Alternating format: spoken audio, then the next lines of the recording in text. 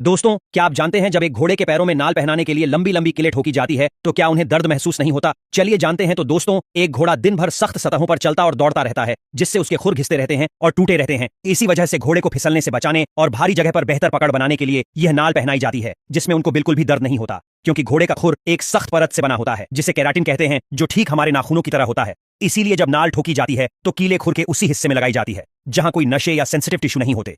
इसी वजह से घोड़े को दर्द महसूस नहीं होता। दोस्तों, क्या आप जानते हैं यह एक ऐसा हुक है जो दो रेलवे डिब्बों को आपस में जोड़ता है, लेकिन फिर भी इन हुक्स पर हजारों टन का प्रेशर पड़ने के बावजूद भी यह निकलते क्यों नहीं? चलिए जानते हैं। तो दोस्तों, पहले के समय एक आदमी को मैनुअल दो डिब्बों को आपस में जोड़ना पड़ता था, जिसके कारण कई बार एक्सीडेंट भी हो जाते थे। इसी वजह से इस कपलिंग हुक को बनाया गया है, जो एक खास लॉकिंग मैकेनिज्म पर काम करता है, जिसमें जब दो डिब्बे एक दूसरे के पास आते हैं तो यह ऑटोमेटिकली लॉक हो जाता है। इस हुक में स्पेशल स्टील के साथ साथ झटकों को संभालने के लिए बफर सिस्टम भी लगाया गया है, जिसे खोलने के लिए एक स्पेशल लीवर की जरूरत पड़ती है, जो सिर्फ ट्रेन के स्टाफ के पास ही होता है। और दोस्तों, क्या आप जानते हैं क्यों एक सही सलामत चलती फिरती गाड़ियों को भी आजकल इस तरह से कबाड़ में क्यों तोड़ दिया जाता है, जबकि इन गाड़ियों को चलाना चाहे तो यह 15 से 20 साल और चल सकती है? तो आखिर फिर भी लोग इन गाड़ियों को कबाड़ में तोड़ने के लिए क्यों भेज देते हैं? चलिए जानते हैं। तो दोस्तों, आज के समय में ऐसी ऐसी मशीनें आ गई है जो चलती फिरती नई से नई गाड़ियों का भी चुरा बना देती है। वही जब एक गाड़ी पुरानी हो जाती है तो वह बहुत ज्यादा प्रदूषण करने लगती है। इसीलिए डीजल से चलने वाली गाड़ियों को 10 साल और पेट्रोल से चलने वाली गाड़ियों को 15 साल तक ही सड़क पर चलने की इजाजत दी जाती है। और वहीं इसके अलावा लोग इन गाड़ियों को कबाड़ में इसीलिए दे देते हैं क्योंकि सरकार की स्क्रैप पॉलिसी के अनुसार गाड़ियों को कबाड़ में देने से सरकार की तरफ से अच्छे खासे पैसे मिल जाते हैं।